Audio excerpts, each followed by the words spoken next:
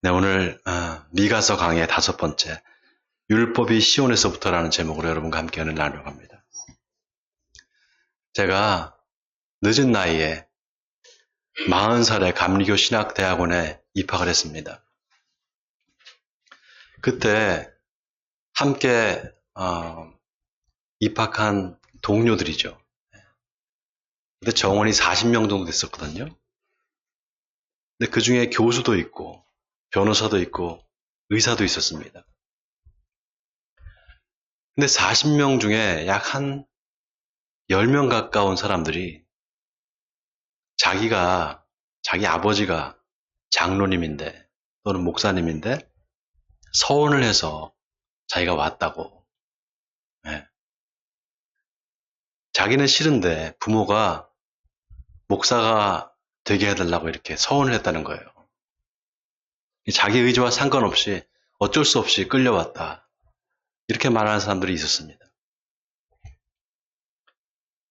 아니, 아무리 부모가 서원을 했다고 하더라도 자기가 싫으면 그만이지 왜 그런 소리를 하나.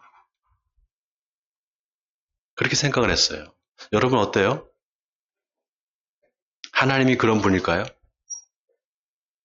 하나님이 그렇게 막 강제로 억지로 하기 싫은 거를 하라고 하시는 분일까요?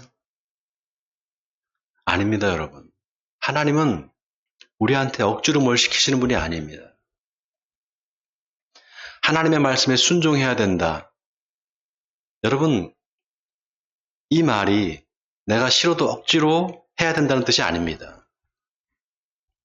순종이라는 말이요, 한자어잖아요. 순할 순조에 따를 종자입니다. 직역을 하면은 그야말로 순하게 따라가는 거, 그게 순종입니다.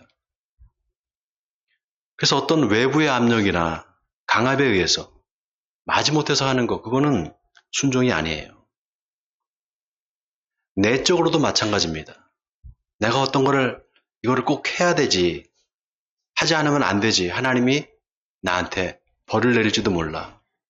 이런 생각으로 어쩔 수 없이 하는 거, 이것도 순종이 아닙니다. 여러분, 이 신앙에 있어서 자유가 얼마나 중요한지 모릅니다. 왜냐하면 이 자유가요, 하나님의 사랑과 연결이 됩니다. 예를 들면은 제가 우리 사무를 많이 사랑합니다. 진짜로 사랑해요.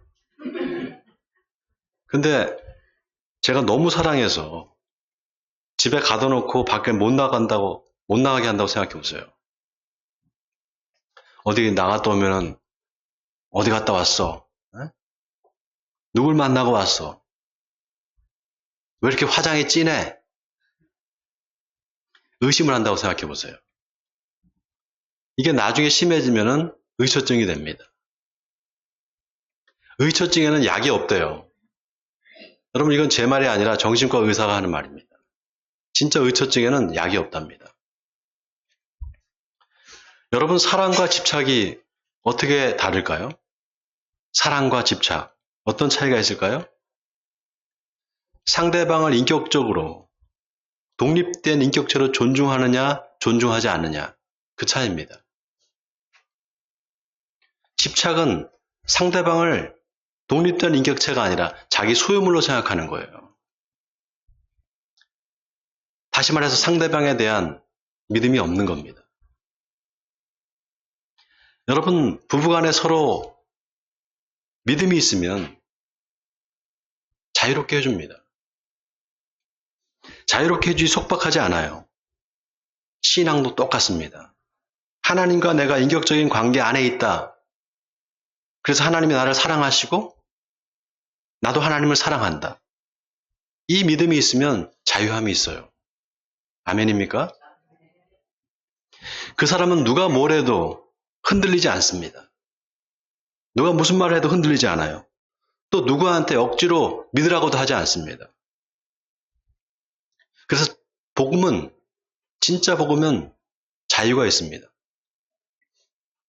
그래서 예수 안 믿으면 지옥에 갑니다. 당신 예수 안 믿으면 지옥 가. 이게 복음이 아닙니다, 여러분. 예수 믿으면 구원받고 천국에 갑니다. 이게 복음이에요. 여러분, 이게 중요한 게요. 하나님의 나라에는 모든 게 자유입니다. 모든 게 자유고 자율입니다. 타율이 하나도 없어요. 왜냐? 하나님의 나라에는 노예가 없거든요. 종이 없습니다. 다 아들이고 자유인이에요. 자, 오늘 본문에 미가 선지자가 뭐라고 하는가?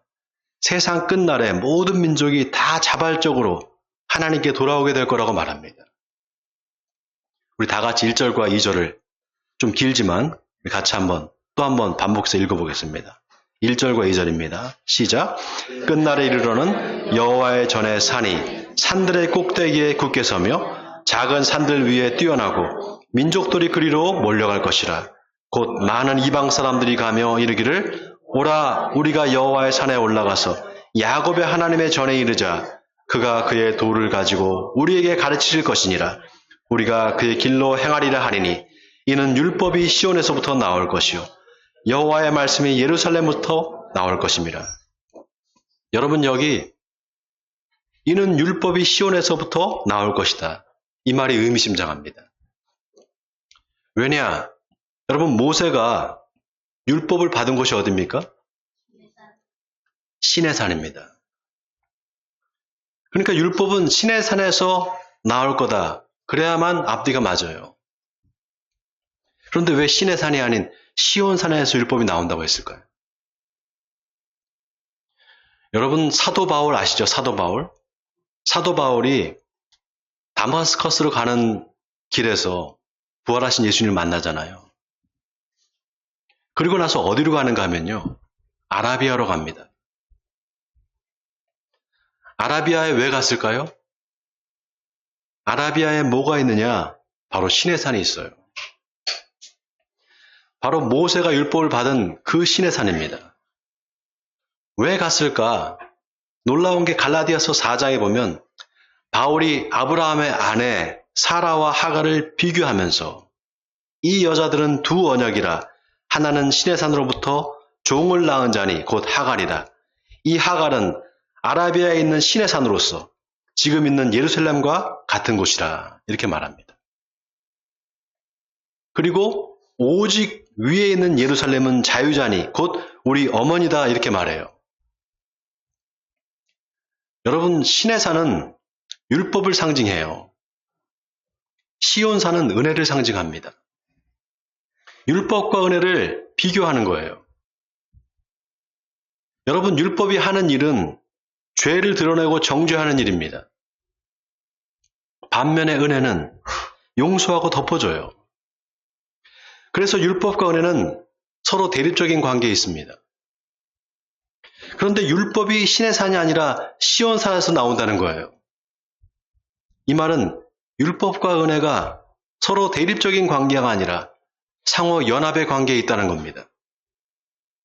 여러분, 이게 중요합니다. 갈라디아서 3장 24절에서 바울은 율법이 우리를 그리스도께 인도하는 초등교사가 되어 우리로 하여금 믿음으로 말미암아 의롭다함을 얻게 하려 함이라 이렇게 말합니다. 여러분, 이 말은 율법이 우리를 예수님께 인도하는 인도자 역할을 한다는 거예요. 왜냐? 율법을 통해서 우리가 죄인임을 깨닫거든요. 그 죄를 깨닫고 회개하면 은혜가 임하는 겁니다. 아멘입니까, 여러분? 그러면 어떻게 되느냐? 더 이상 율법 아래에 있지 않게 돼요. 율법으로부터 자유하게 됩니다. 믿음이 온 후로는 우리가 초등교사 아래에 있지 아니하도다. 이 말이 그 말입니다. 불교에 이런 말이 있어요. 뗏목을 타고 강을 건넜으면 이제 뗏목을 버리라는 말이 있습니다. 이제 강을 건너는데 굳이 그 무거운 뗏목을 머리에 이고 다닐 필요가 없잖아요. 여러분, 이 말을 오해하면 안 되는 게요. 우리 기독교에서는 이 말이 율법이 필요 없다는 뜻으로 그렇게 해석하면 안 됩니다. 율법이 필요 없다는 뜻이 아니에요. 율법에 매이지 말라는 겁니다. 여러분, 이게 중요해요. 초대교회에 이방인들한테 할례를 받아야 된다는 주장을 하는 사람도 있었습니다. 바로 유대인들이었어요. 그렇게 주장을 하니까 이방인들이 그 할례를 받아야 되나 전전긍긍하지 않았겠습니까? 바울이 예루살렘으로 가서 이 안건을 가지고 제자들과 회의를 합니다. 그 회의의 결과 이방인들한테 할례를 강요하지 말자. 또 우상의 제물 그것만 금하게 하자. 또 음행은 멀리하게 하자. 이 세 가지만 금하자 회의를 통해서 결정을 합니다. 만약에 할례를 고집했으면 여러분 지금의 기독교가 없을 겁니다. 옛말에 빈대 잡으려다가 초가상간 다 태운다는 말이 있어요. 빈대 한 마리 잡으려고 불을 질렀는데 불을 붙였는데 그만 집이 통째로 다 타버리는 거예요. 여러분 친구가 어떤 작은 잘못을 했는데 그 친구의 잘못을 바로잡아 주려다가 그 친구를 잃게 될 수도 있어요.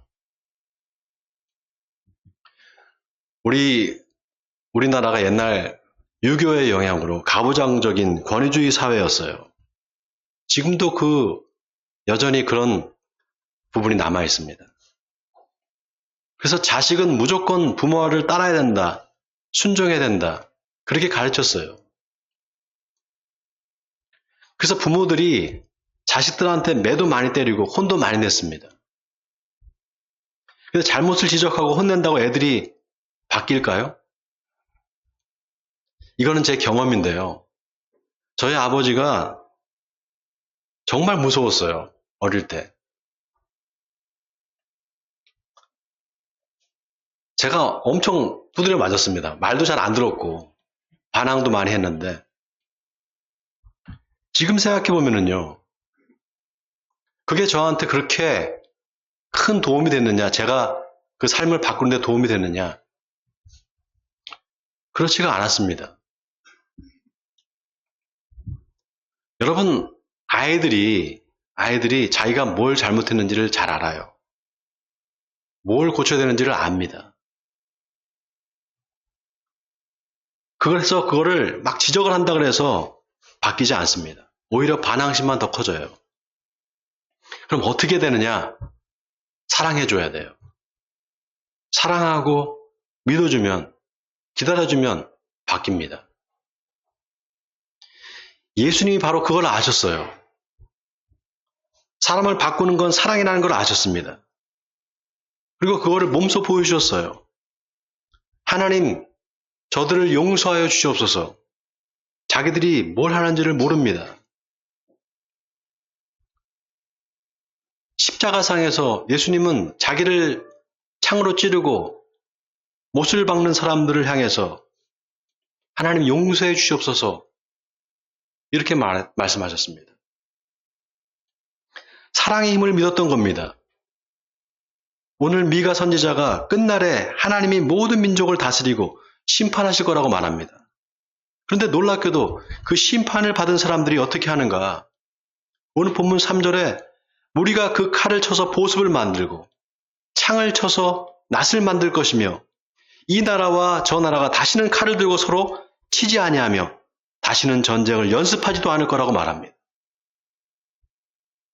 보습이 뭔가 사전을 찾아보니까 쟁기예요, 쟁기. 여러분 쟁기 아시죠?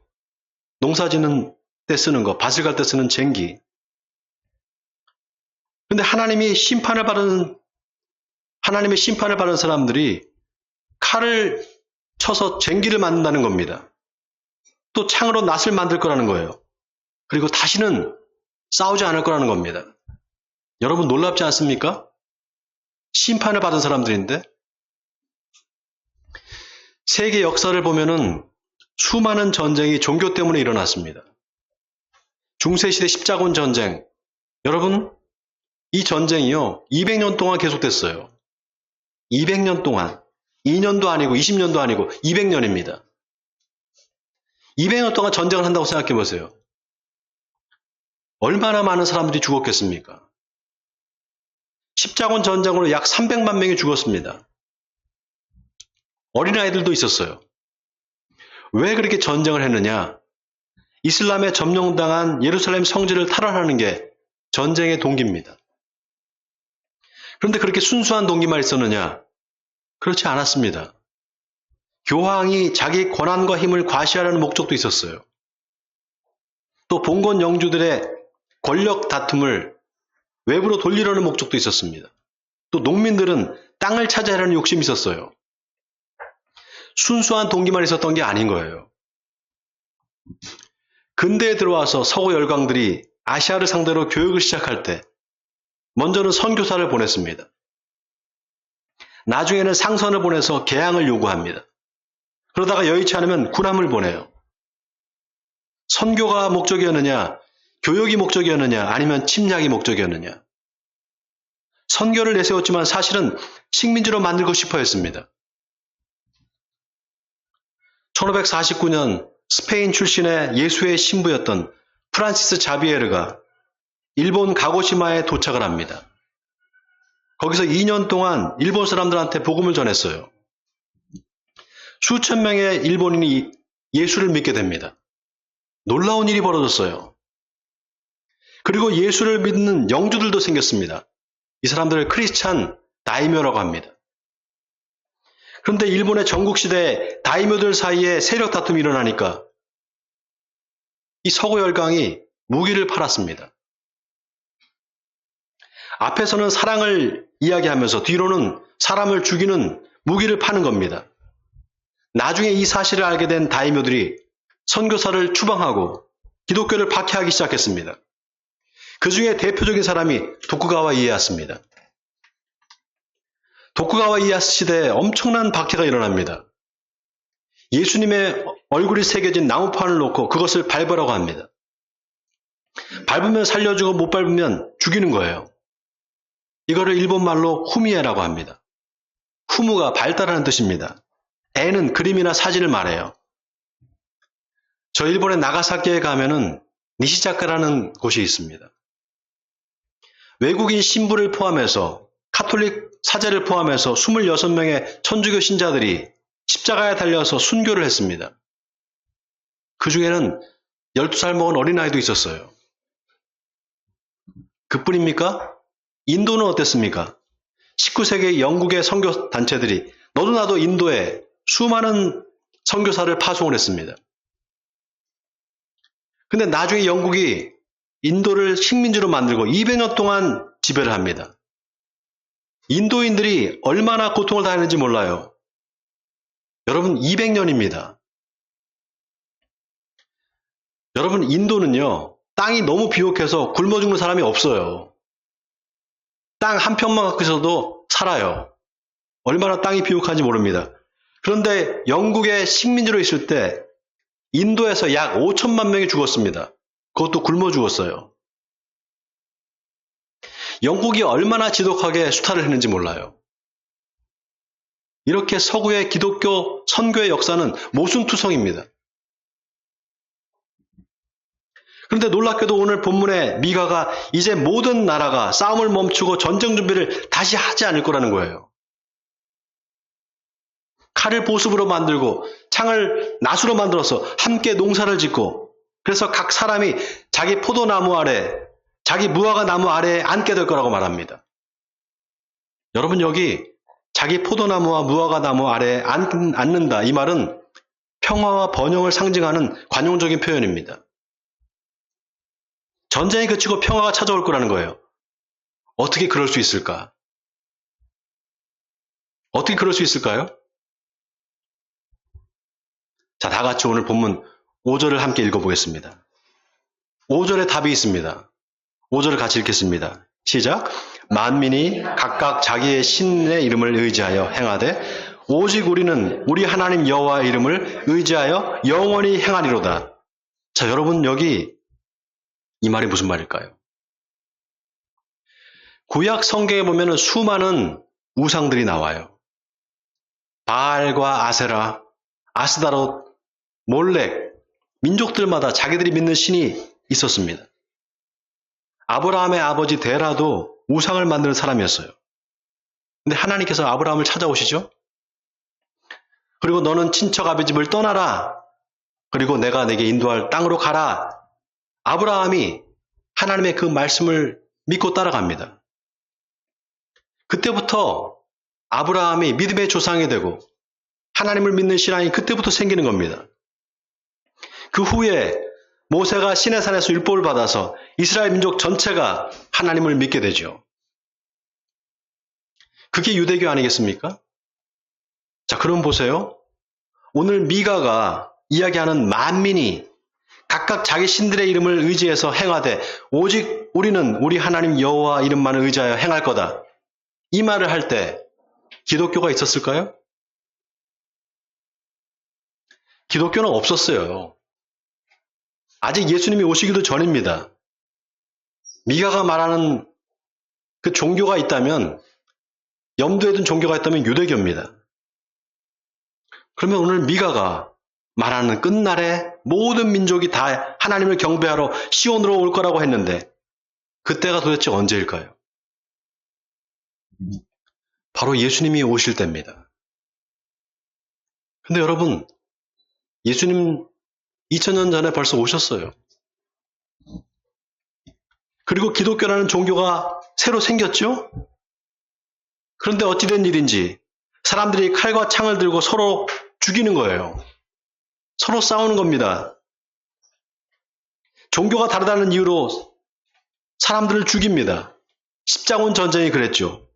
또 선교를 빌미로 다른 나라를 침략하고 식민지로 만들었습니다. 그뿐이 아닙니다. 믿는 형제들끼리도 서로 싸웠어요. 그게 30년 전쟁입니다. 전쟁에서 수많은 사람들이 죽었어요. 여러분, 30년 전쟁은 구교와 신교가 서로 다툰 겁니다. 구교와 신교, 또 신교 안에서 칼빈파와 루터파가 서로 교리 논쟁을 하다가 전쟁으로 번진 겁니다. 30년 동안 얼마나 많은 사람들이 죽었는지 몰라요. 심지어 같은 종교를 믿는데도 불구하고. 그 전쟁이 끝나고 비로소 사람들이 깨닫게 됩니다. 아, 교리가 맞고 틀리고 이게 중요한 게 아니구나.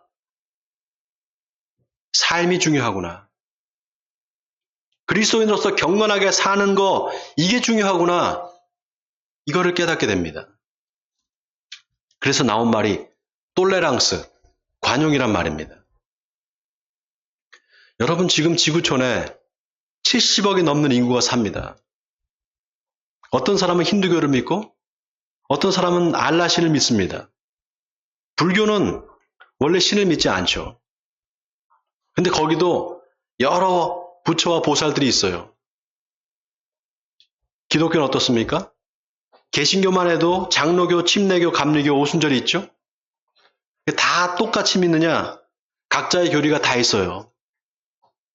서로 자기들이 맞다고 합니다. 그래서 싸우지 않으려면 관용이 필요해요. 그래서 오늘 본문 5절에 만민이 각각 자기 신의 이름을 의지하여 행하되 오직 우리는 우리 하나님 여호와의 이름을 의지하여 영원히 행하리로다. 이 말이 의미심장한 말입니다. 이 말은 다 각자의 신을 믿는 현실을 인정하되 우리는 여호와 하나님만을 믿겠다는 고백입니다. 아니, 그러면 다른 종교도 다 허용되는 거냐? 종교다원주의를 지금 목사님 말하고 있는 거냐? 아닙니다.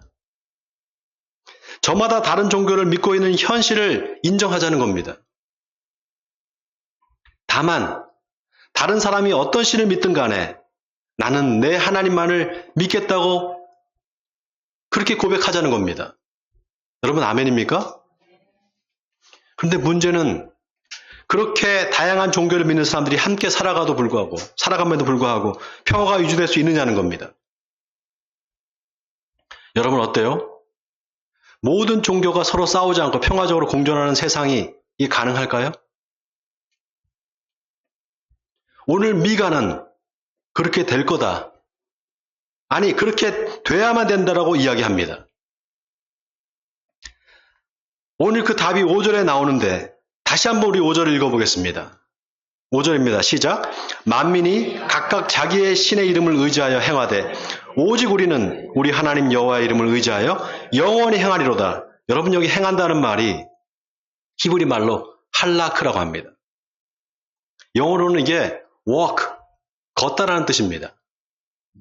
그러니까 만민이 각각 자기 신의 이름을 의지하여 행한다 이 말은 각자가 다 자기가 믿는 신의 이름을 의지해서 걷는다 이 말이에요. 누구와 걷는다는 겁니까? 자기들이 의지하는 신과 함께 걷는다는 거예요. 다시 말해서 동행한다 이 말입니다. 그래서 우리가 하나님과 동행한다 그러잖아요. 자, 그런데 보세요. 재미있는 게 만민이 각자 자기 신의 이름을 의지하여 행하되 오직 우리는 우리 하나님 여호와의 이름을 의지하여 영원히 행하리로다. 앞에 영원이라는 말이 붙어 있습니다. 왜 영원할까요? 앞에는 그냥 행하는데 왜 우리는 영원히 행한다고 말할까요? 하나님이 영원하신 분이기 때문에 그렇습니다. 또 하나, 하나님이 우리에게 영원한 생명을 주셨기 때문에 영원합니다.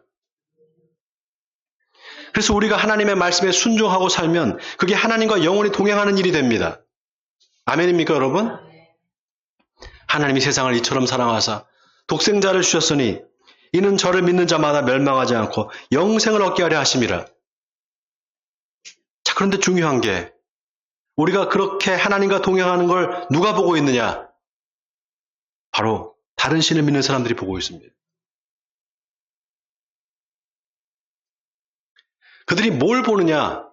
우리의 삶을 봅니다. 우리가 살아가는 모습을 보여요. 그래서 오늘 미가가 만민이 각각 자기 신을 의지해서 행하되 오직 우리는 우리 하나님만 의지해서 영원히 행하리라 라고 말한 것은 종교적 우월감을 말한 게 아닙니다. 네가 믿는 종교보다 내가 믿는 기독교가 더 우월해 이걸 말하는 게 아니에요. 이렇게 많은 사람들이 너희를 지켜보고 있는데 너희가 어떻게 살아야 되겠느냐? 어떻게 행해야 되겠느냐? 그걸 말하는 겁니다. 사랑하는 성도 여러분, 율법이 시온에서 나온다는 건 율법보다 사랑이 먼저라는 겁니다. 사랑이 없으면 아무것도 아니라는 겁니다.